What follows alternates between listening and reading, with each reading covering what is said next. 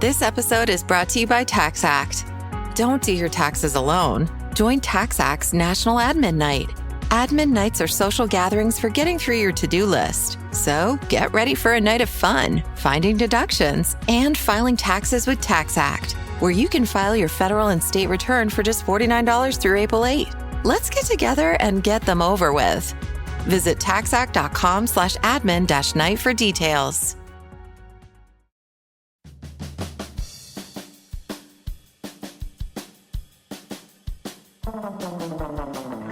Welcome to The Secret Life of Cookies, where we try to solve the world's problems through the miracle of carbohydrates, one recipe at a time, with host Marissa Rothkopf and her dog, Bosco.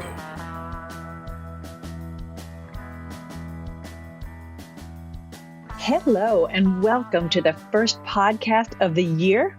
Well, it's my first podcast of the year. I suspect you guys out there probably listened to a whole slew of them already. But anyway, my first guest of this year is CNN legal analyst Elliott Williams, who brings his background at the Department of Justice, sound familiar? The Department of Justice, to some of this week's big news stories. Call me prescient, but I have an inkling this is a year we're going to need a lot of legal analysis. Elliott's other expertise is as a baker. So to the tune of Sedition, yep, that's right, think Fiddler on the Roof, we bake peach-pecan rugelach in honor of Georgia. It's a bit of a story, but we'll explain inside. Thank you again for joining us. I would like to welcome you all back to the Secret Life of Cookies 2022 version. And my first guest for the year is the ever delightful Elliott Williams from CNN and many other things, it turns out. He's more than just a pretty face on CNN talking about legal affairs. He is you're a lawyer.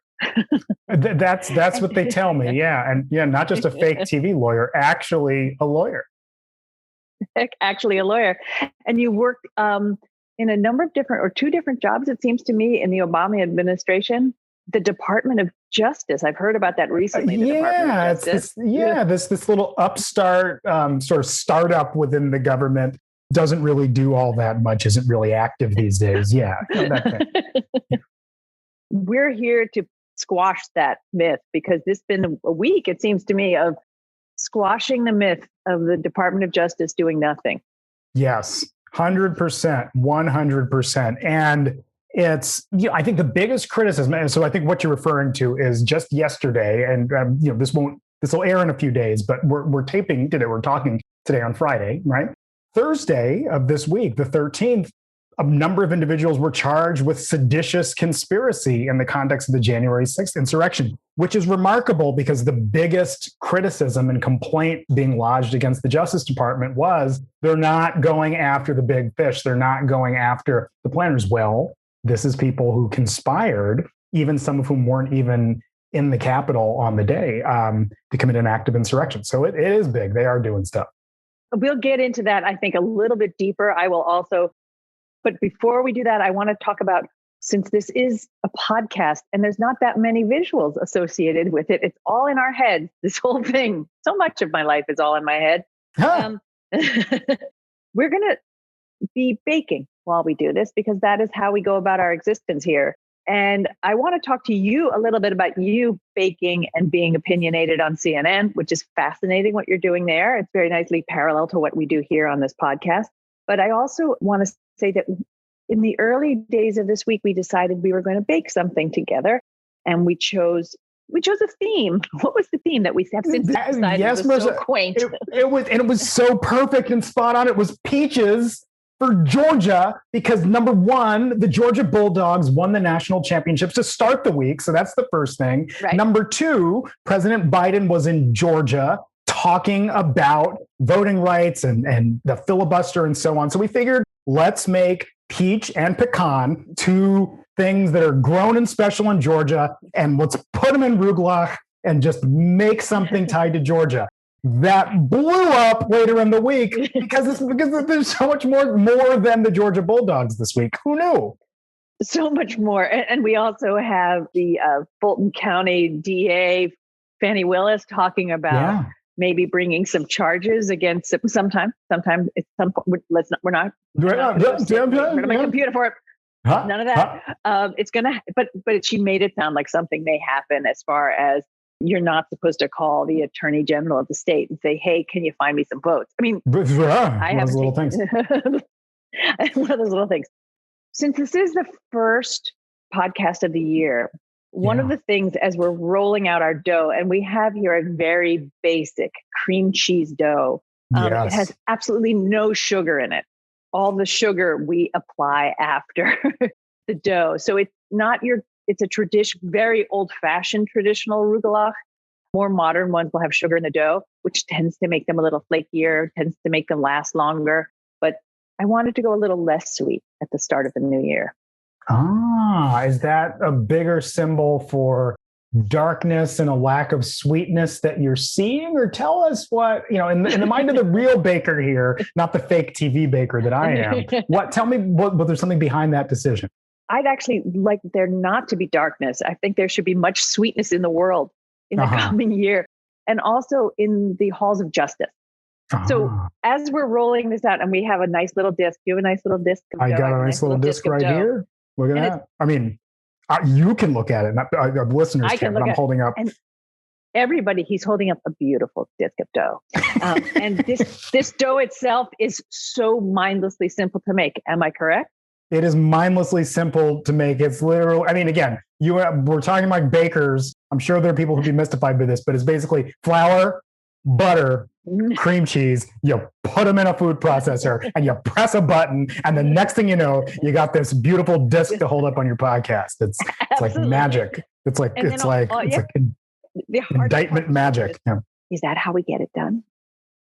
We're going to roll out our dough now into a disc about 11 or 12 inches. And the secret to this, which I shared with Mr. Williams, courtesy of the recipe, which I will post at some point shortly after we do this podcast, is every time you roll from the center to almost the edge, and then you turn it a quarter turn, and then you press from the center and out to the edge, but not completely to the edge, and turn. And that way you keep getting round. Last year, much of what I'm calling Twitter America, because turns out a lot of America doesn't actually pay a jot of attention to the news, even local news. And so those of us who sit there panting in front of Twitter every day, I'm talking about myself. You, of course, are very level-headed. There's like two groups that respond to the news and in my Twitter feed. And yes, I have my bubble of a Twitter feed.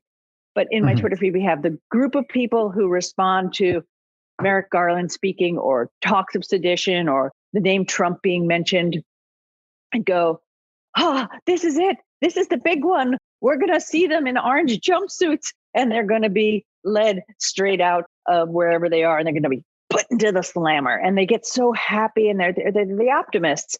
And then they're the pessimists, the Eeyores of this world who go, oh, yeah, nothing's ever going to happen. Where do you fall in that camp? Yeah, so as of today, number one, as a prosecutor, former prosecutor type, lawyers rarely like going out there without knowing their ducks are in a row and things are perfectly lined up. You never want to be without your net. And I'll tie this to baking because, Marissa, I am holding right here a tape measure because I don't trust myself to know what 11 inches looks like as I roll out this 11-inch circle. And I assure you, I was like, just a second ago, I said, wait a second, I think I just hit 11 inches. It's 6 inches right here. So, all right, so that's point one. Point two is I am very much, frankly, much to the chagrin of many people on social media, just not as doomsday as many others are, and certainly not as, oh my God, this is the big one, as many others are. I have long said and taken the view. So let's take January 6th, that it takes a long time to build investigations. It just does, number one.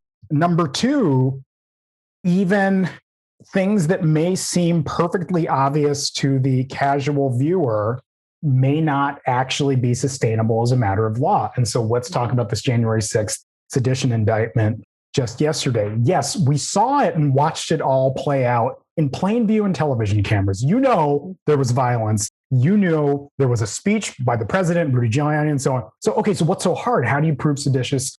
Why can't you just charge these guys with sedition? Well, proving an agreement between two people to use force or threat to delay or disrupt the function of government is actually harder than you might think to establish. Because number one, you got to prove the agreement.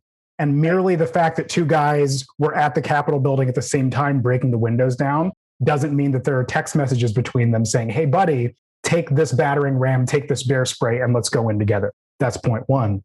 Number two, and as bonkers as this may sound, Marissa, to delay or disrupt the function of government or a government function, establishing that someone intended to do that is also tricky, because folks might have just been wanting to beat up cops or just engage in your little average run-of-the-mill white supremacy or whatever, but not actually seeking to intentionally disrupt Congress. I know, again, as common sense, it doesn't make sense, but you gotta, and these cases, they can get thrown out by a judge. So it took a while to build. And so I just, as a general matter, I'm in the camp of just let them, just give it a couple months. This hasn't been that long. In a year, in 2 years, in 5 years, well, you can take years to build an investigation, then let the history books decide if they failed in their duty. But I think right now, even a year in, they're actually doing working at a pretty breakneck pace with the kinds of charges they've gotten thus far. That's just my view. Well, that's why I asked you, because your view is, I think it's important for us to take a step back. I think the reason people are getting a little frothy around the mouth is because we have a midterm election coming up, and they feel that. True. So that's part of it. I mean, that said, it's true though that Merrick Garland will still be there after the midterm. So indeed, and law will still be the same after the midterm. It will, right? And folks have made the point. And by the way, I just measured my disc is at 8 inches. I thought it was 11. Still not close. We're still got about 25% to go here. Are you rolling out both of yours or just one of them right now? Just one. Okay. One at a time. One of the arguments, if you remember, Steve Bannon is the one thus far who has been charged with contempt of Congress for violating a subpoena. And one of the arguments made, and certainly I made the point on air, and I'm sure that many others did too, is that even if the January 6th Commission ceases to exist in a year, which I think it probably will, just based looking at the politics and the reality of it, once the Congress changes hands, which it seems history would indicate that it will, any criminal charges that are pending will still remain, and they will go on. Now, look, that's a fight for another day, and it'll keep happening. But you're right.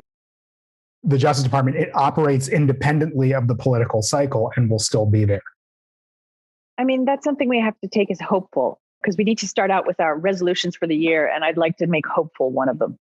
The charges yesterday took a while to come together, because charge of conspiracy is different than a charge for sedition, or it's called seditious conspiracy. Yeah. Are they two different animals? That's a great question. And so what you're charging people with is the agreement to come together and disrupt the functions of government.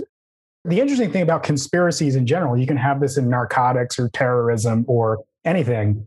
It's going to carry the same penalty as the underlying crime. So conspiracy to bake, if we were illegal, and actually this would be a conspiracy right now, and I'll tell you why. We have done two things. We have conspired to create a baking podcast in the eyes of the law for two reasons. Number one, we have an agreement to do so, like, hey, let's bake and let's do a podcast, number one. And number two, we have committed overt acts in furtherance of the conspiracy, namely by taking out this rolling pin I'm holding in my hand right now and waving on the screen, as you are as well. We have engaged in what's called an overt act in furtherance of the conspiracy. And even if my baking by myself were a crime and your baking by yourself were also a similar crime, the penalties would be the same for the conspiracy or the crime itself. So even if you were charging an individual with just sedition, it's the same sentence, a 20-year maximum for the same act.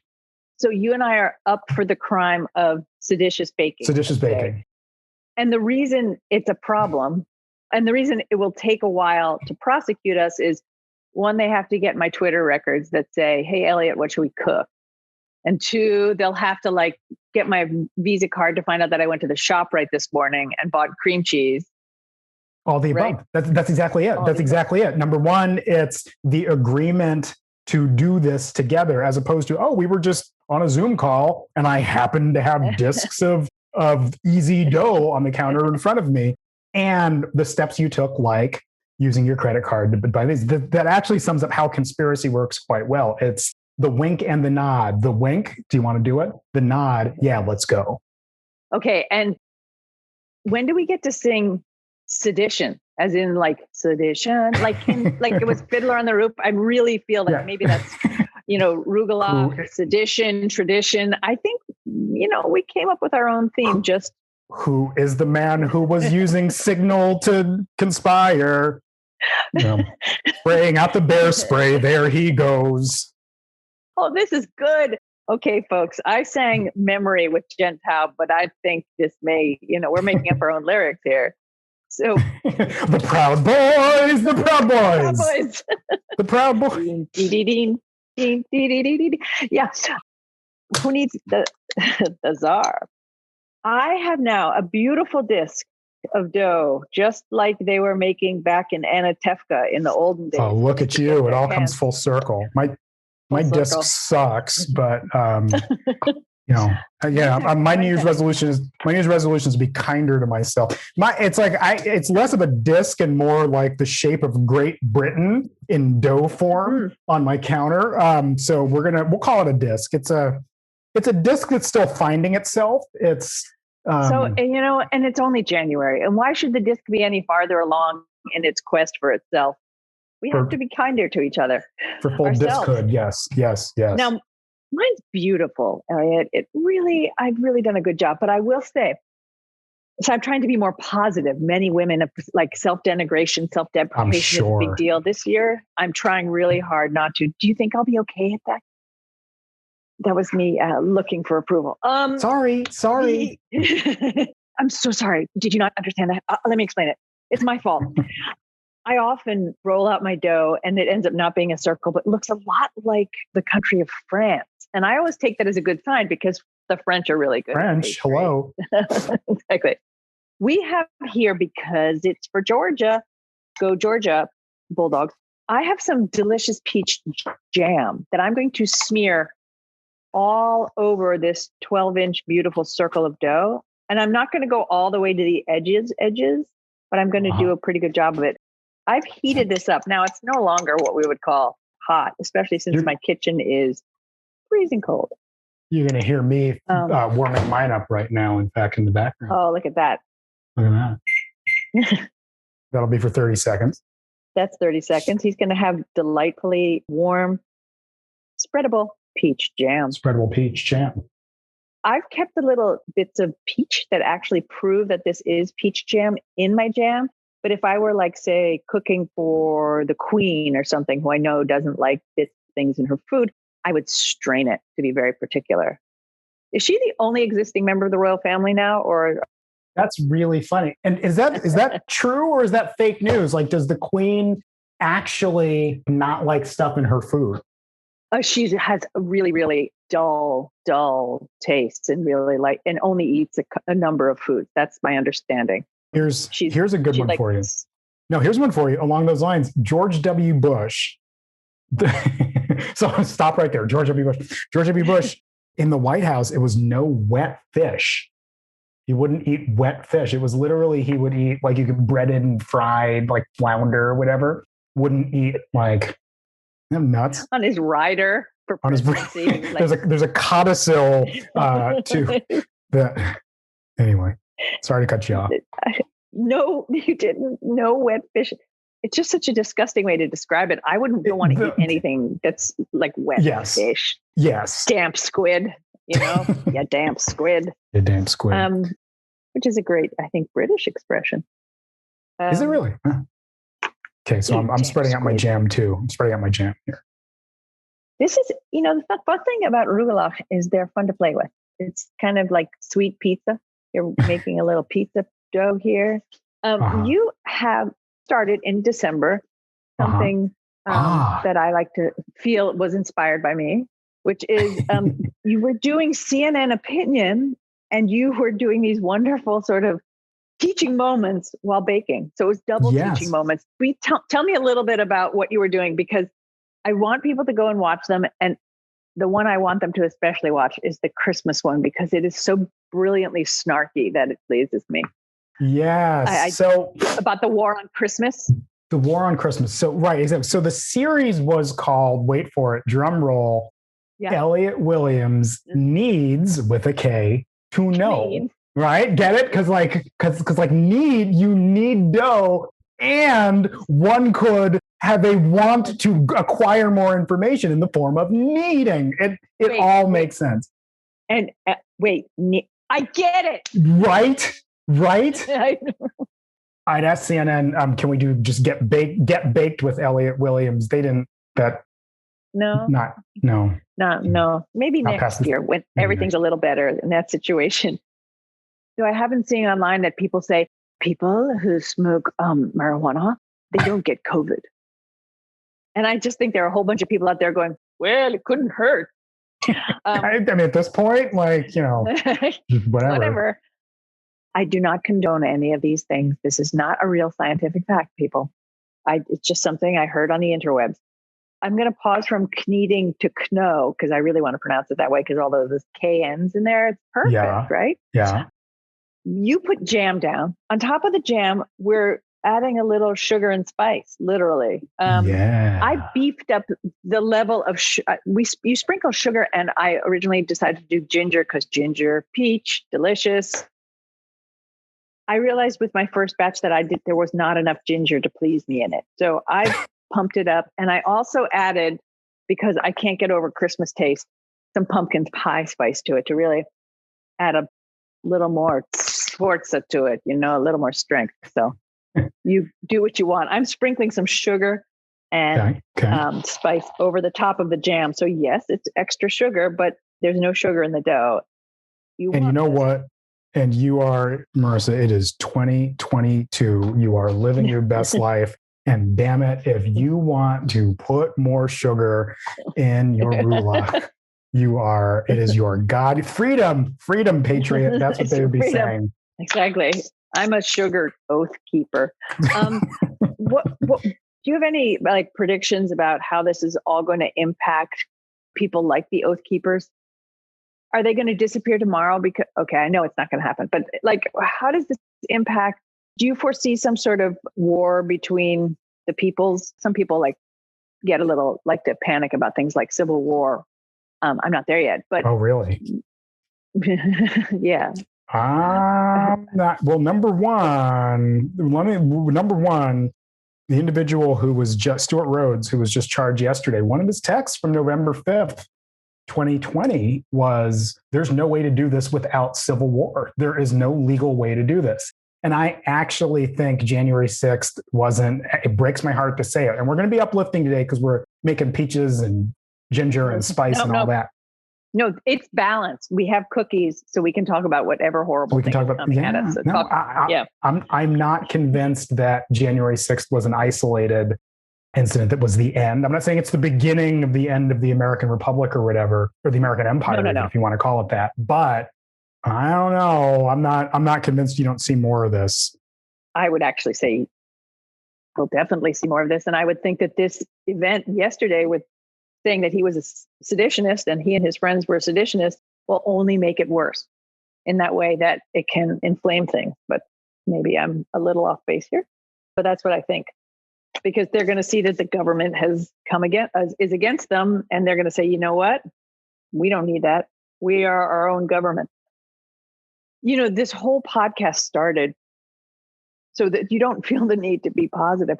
The need or the kneed? The kneed. You don't need or kneed to be positive, or you just need to be real. Is that this started at the end of December, the end of 2020, when I realized that I wanted to talk about politics and what's going on in the world because it's pretty intense.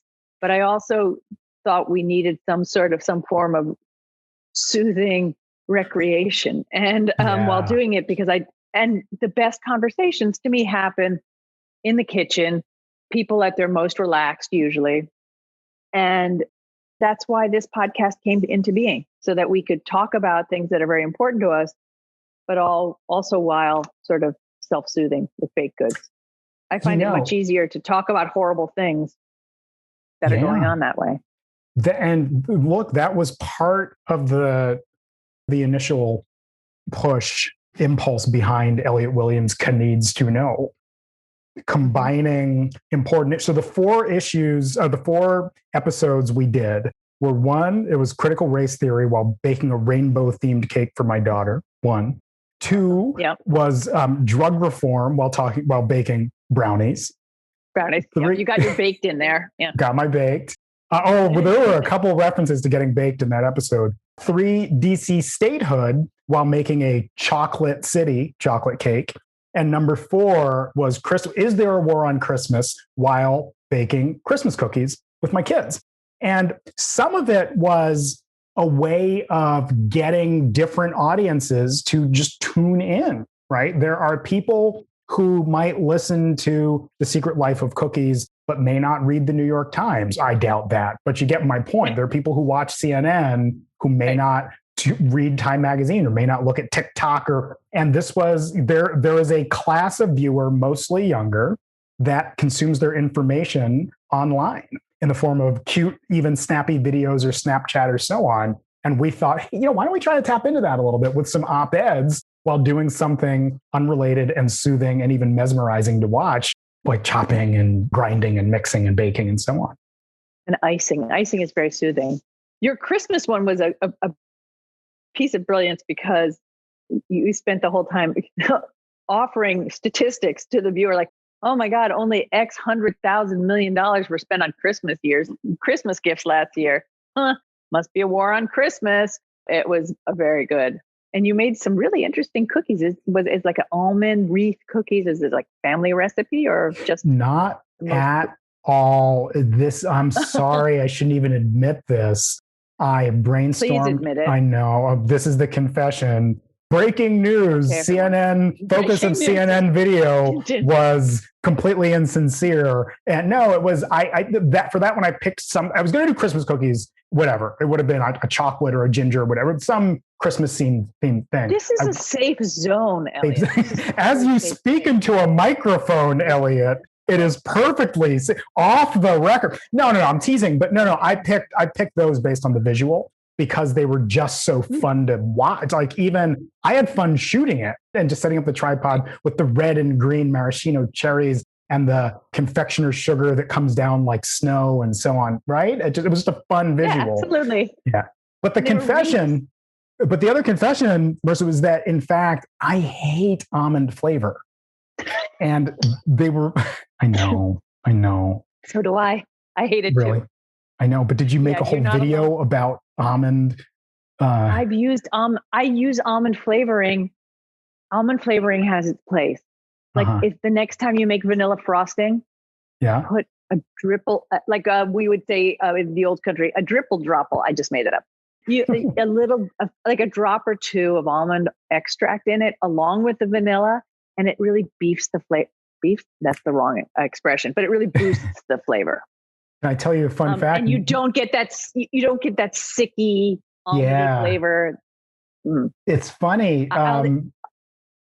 No, but the necessity being the mother of invention. My daughter's birthday cake, when she turned 2, I did a similar rainbow theme. I did a rainbow theme with the buttercream. So I sort of you'll love this. I put red through purple rolled them up into little, essentially big joints in saran wrap, loaded them in. Well, here's a different metaphor. Loaded them in like ordnance, like ammo into the pastry bag, and then squirted it out. And so it came out in rainbow colors, and then piped that onto the cake. Yeah. Right. But the thing is, because I was using a staggering amount of confectioner sugar and butter and vanilla, and I just ran out of vanilla extract, and I just sort of threw some almond in.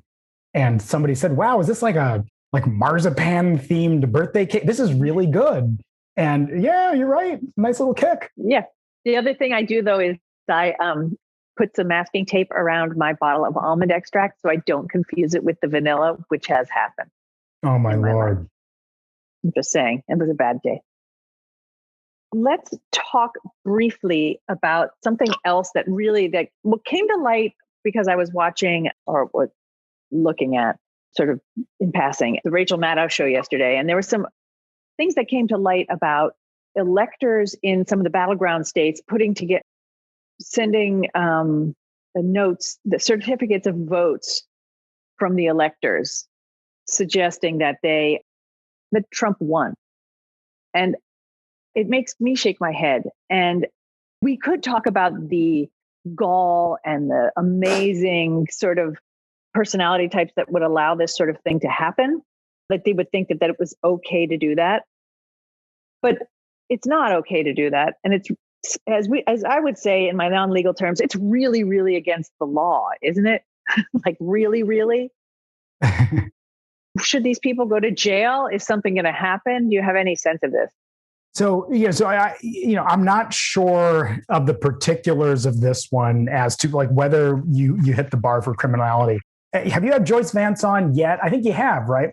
As Joyce has the best expression. It's even if it doesn't hit the bar for criminality, it's awful but lawful at a minimum. At a minimum, it's going to be stuff that's just shady. But Marissa, it's just part of this bigger idea around elections.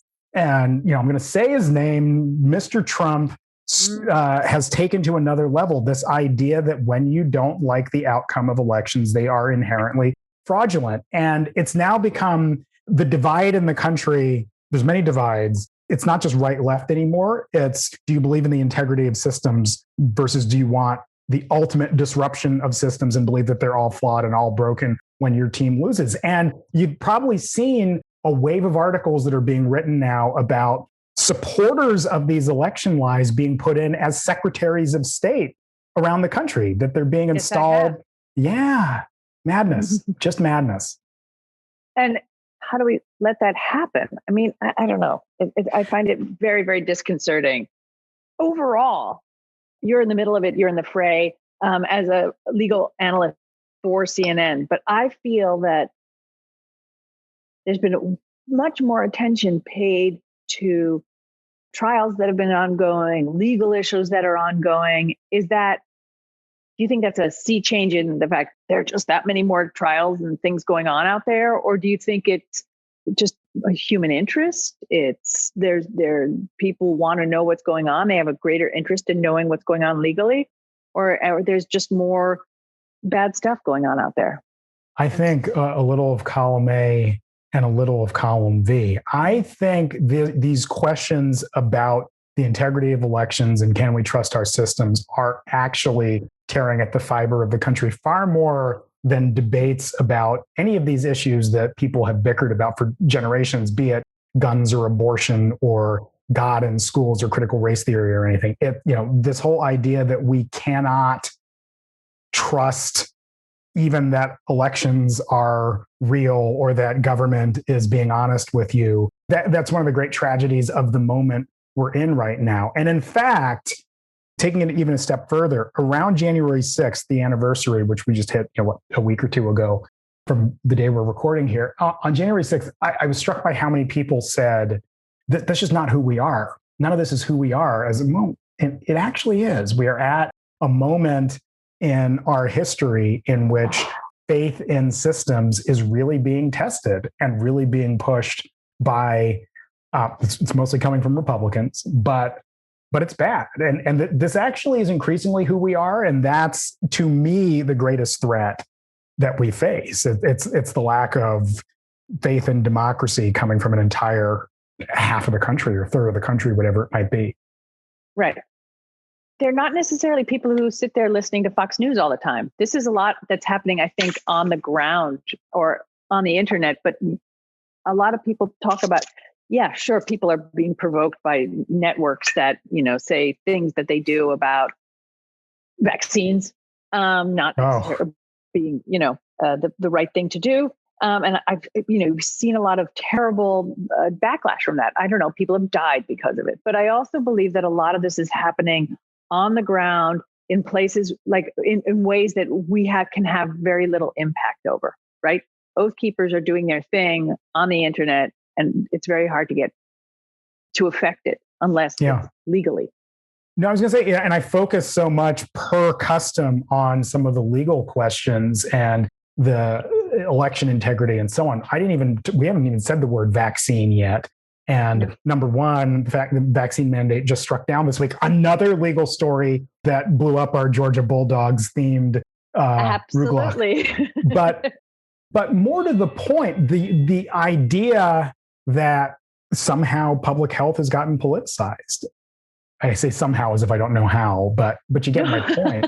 But it gets back to the idea. Okay to wonder at it with somehow. Yeah, but it gets back to that idea. Just gets back to the idea of you just can't trust the government. You simply can't trust the government, and our fixation on liberty as a nation, which was one of the great virtues of America, but has also undone our public health. Isn't it ironic? Not to sing another song, but isn't it ironic that don't you think we isn't it ironic that we see this distrust of government coming from government officials? You think my favorite moment this week was watching Dr. Fauci at the age of 81 sitting there, just is he from Brooklyn or the Bronx? Letting it all hang out. He was a borough boy who just went, let me tell you a thing or two, Rand Paul. You have completely politicized this.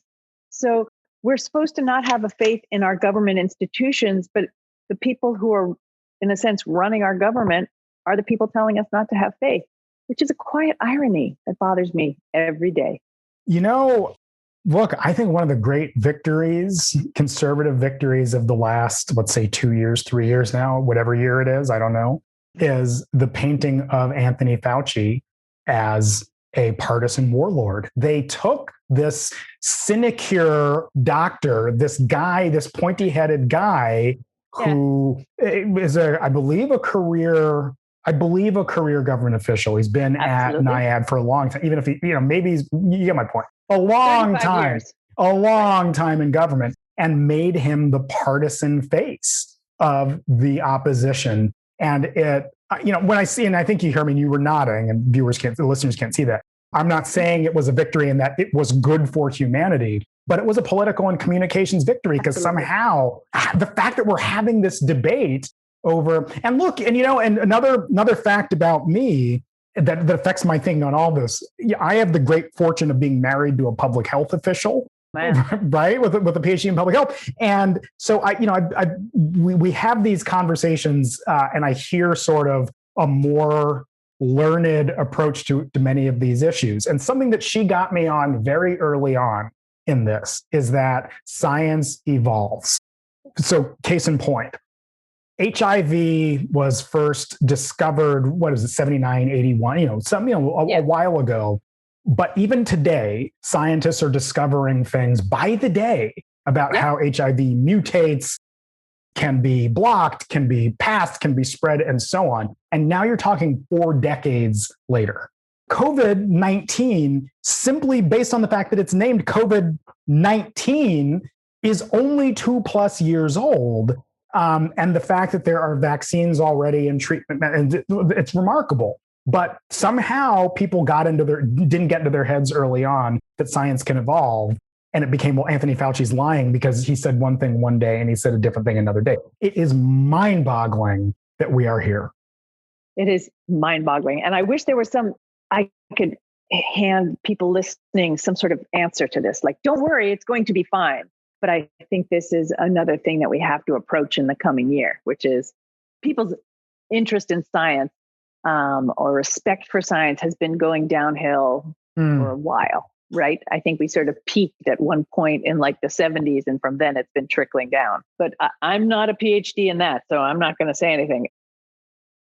But that's one of the things I've noticed. And at this point, like COVID, and our states and suffering from it, people suffering from it, people dying from it, our whole lives being impacted from it, doesn't make people change their mind that, hey, science is a really good thing and we should listen to it. it's like I felt after the Newtown shooting.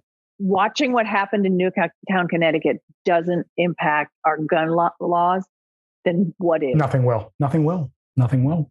If literally, Newtown was the perfect test case because you had guns that were procured that were not rightfully the shooter's guns, number one, and were not properly secured. Number two, vulnerable victims in the form of children. Number three, taking place at a school. Number four, not self-defense. Number five, I mean, just it wasn't a hunting accident. Any possible variable that you could have accounted for. It was literally the test case or control sample for more sensible firearm regulation in some way. And it just didn't happen. It's but last point on COVID related to all of this. So one of the things I also do is host on Sirius XM, and I take callers and get people from around the country, different. They're Sirius XM consumers, so they're somewhat learned, but from across the political spectrum. And one guy said, look, I don't know about these masks. One day, we were wearing masks and people still get it, and you get it. And I still got COVID, or my sister did, and she won't. And so why are we wearing masks at all?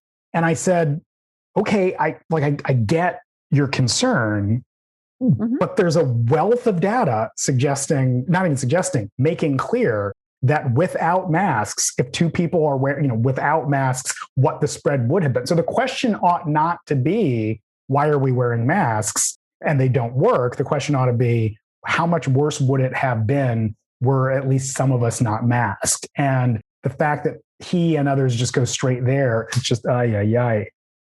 But your response was brilliant. And how did he respond? It was just sort of, we went back and forth on it a little bit. I mean, I think he has in his head that, and I think this is a function of how Americans see health, which is that there's got to be a pill, there's got to be a shot, there's got to be a thing that can fix it and make it go away. That's how we as Americans in this era, we want a quick fix for everything. And his whole way of thinking was that if this thing doesn't work in the way that I assume it should, therefore it's worthless. And my point was, well, I don't know if you realize what the world would be like if nobody was wearing KN95s now. Right. And I also got upset when the president was given monoclonal antibodies as a test case, and everybody suddenly thought, I think for a lot of people, they react to it by saying, oh, good, now I don't really have to worry about it because I can go to the doctor and I can get monoclonal antibodies, which of course we should dispense that knowledge that there is that hope out there. Yes. But I don't think we do it. But to your point, there's a pill for it. I don't have to worry about it.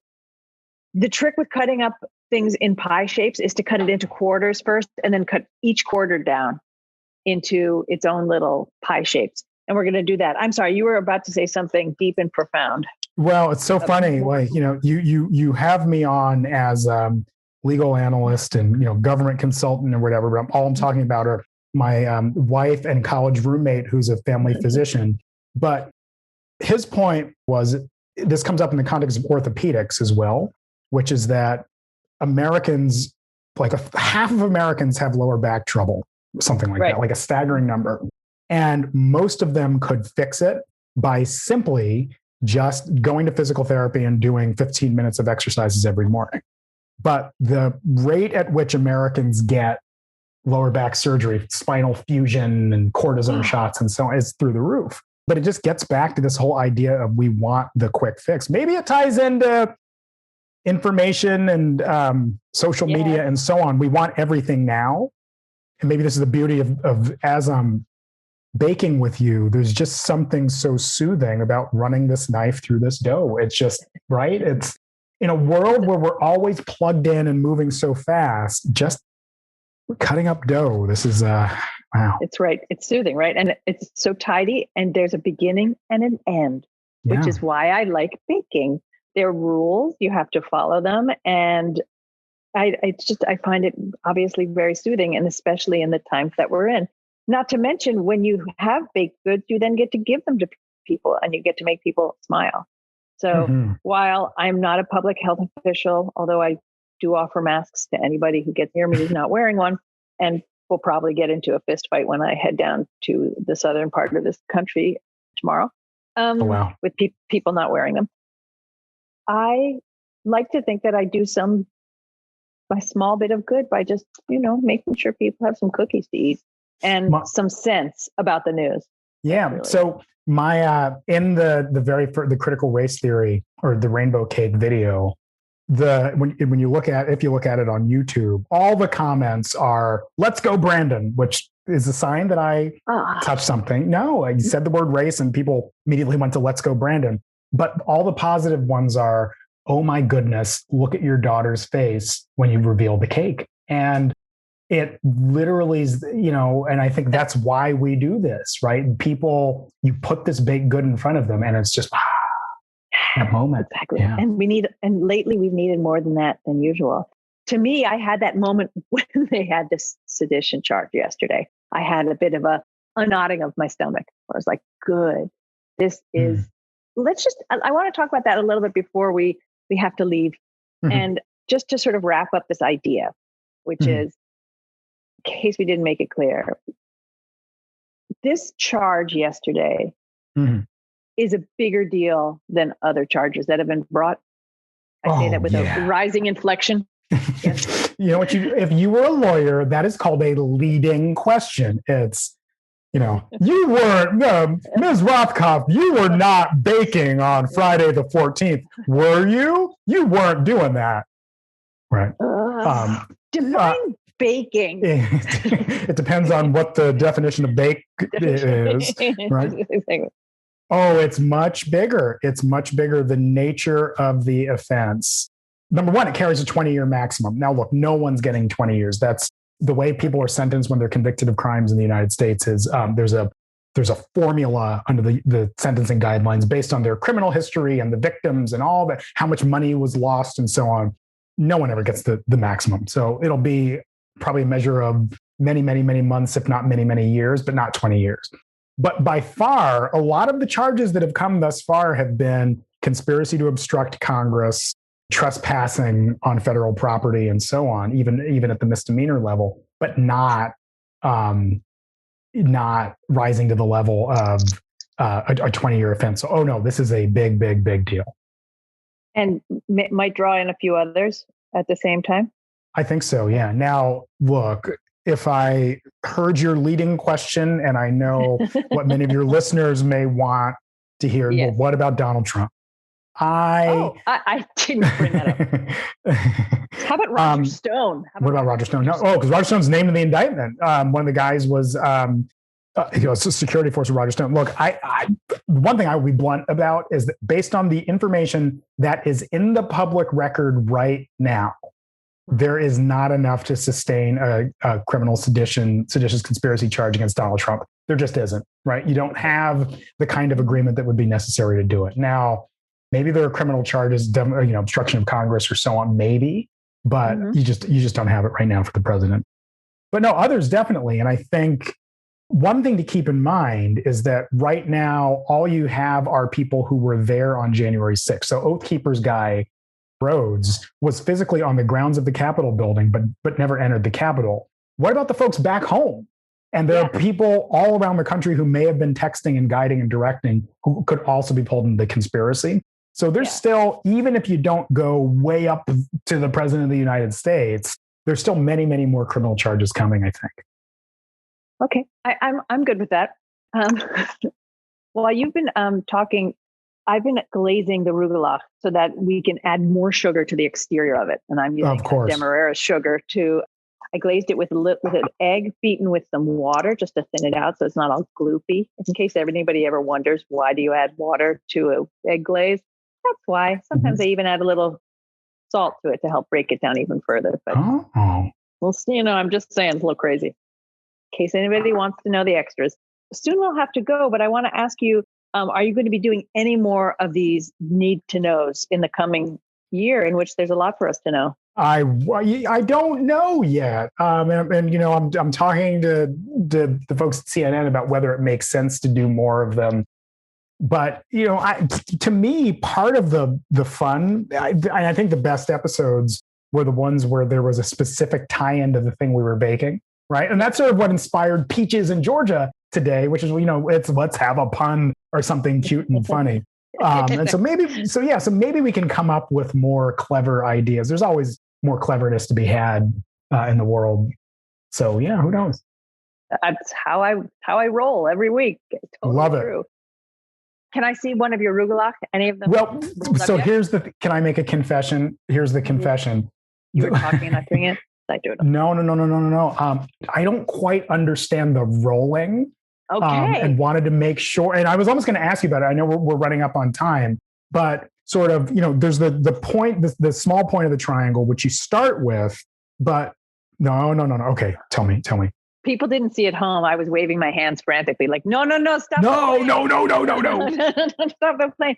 You start at the exterior of the circle and you roll it towards the point, because that little point gets tucked underneath like this. I'll show you. You see my little point? Okay. And that's why you get a wide one that looks like this. You can see this was the edge of my circle that I rolled up in here. Is this generally That's generally it here. That's exactly it. Here, I'm going to unroll this one just for you. Oh, wow. Look at that. See? And so we're going to roll it up. And then the little end gets tucked underneath and placed on, that's what goes down onto the baking sheet. So it sort of keeps it rolled up there. So so it's so funny. Like Marissa, I was watching you this whole time. Folks can't see this, like your hands furiously working and twisting and rolling. And I was getting all self-conscious about the fact that I didn't know like which end to start rolling from, and was going to ask the question, but there was so much insurrection and criming to talk about that I didn't want to interrupt. Yeah, we should always be willing to interrupt criming with cookies. That'll be your next version on CNN will be criming and cookies. Criming and cookies. I love it. I'm going to go on to make my next batch. Mm-hmm. I may make them non-Georgian, and I may make them with raspberry jam, nuts, and chopped up chocolate, because, chocolate. Chocolate. I thought about bringing chocolate out.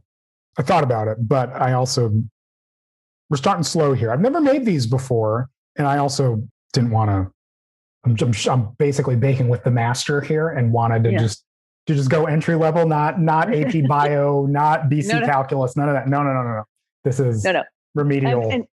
And people think rugelach are like a pain in the ass, or that they're fussy, or that they're really hard to make. And it turns out they're kind of fun. Right? This was, oh my gosh. If there's one takeaway for folks, they look impressive. And pastries have always, I'll be candid, pastries always sort of frighten me a little bit. It's intimidating. These are really straightforward. Like we were joking as snobby bakers in the beginning about how easy the dough was to make. But no, these were very easy. The dough, you gotta set time aside for it, because, you need to chill it and so on. But very easy.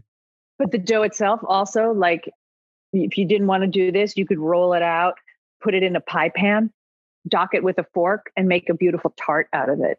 You could cut this dough up into little squares, fill them with, say, I don't know, Nutella, and then bring it all up together. So look, everybody at home, this man, like, I think he had the Nutella in his hand while we were talking. Well, I actually just have a can of Nutella in my hand all the time. It's sort of it's like my security Nutella. It's like Linus and the blanket, but no, it's just the Nutella. It makes me feel whole. So yes, there it is. People, if you had any sense of what was going on in the legal world these days, just know that Elliott Williams feels compelled to carry security Nutella with him at all times, just to keep them balanced. So yeah, this dough you would have a great time if you just made little squares, put a little dollop of it, and just made sure that none of it can leak out. Pinched it all together, brushed it with some egg wash, sprinkled it with some sugar, et voila. So it's Amazing. A great dough to know. I am not going to refrigerate these, as I said. I'm going to put them straight in the oven for about 20 minutes. Oh, okay. If you feel that yours have gotten, like, you've been manhandling them, or they're getting a little like soft and you see the butter starting to get too warm, then put them in the refrigerator. But otherwise, you can put them right in the oven. Okay. And basically we were, talking about all the criming. All I'm doing now is I'm just going to glaze a little bit with some some of this butter wash, sprinkle some of my fancy sugar on it, and then call it a day.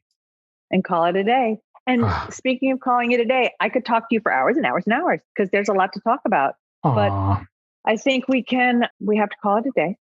And I hope your rugelach, please send me a picture of your rugelach and let me know how they come out.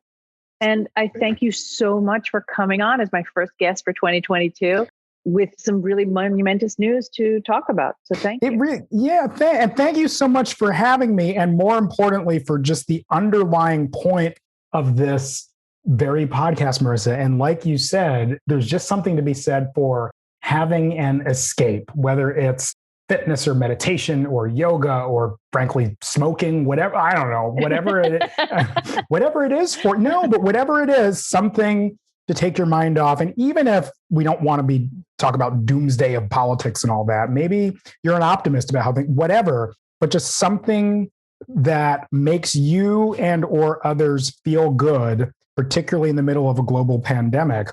Baking is one such thing.